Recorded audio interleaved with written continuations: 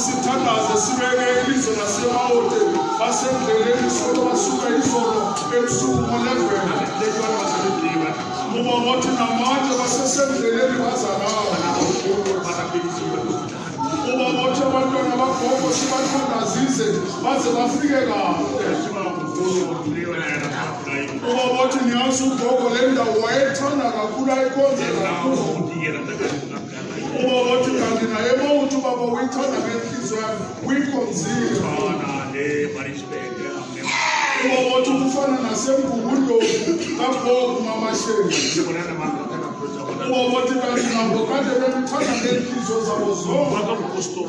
uba ngothi ukhuluma ngamapostoli uba ngothi amapostola uthando uba ngothi bonganathando ufana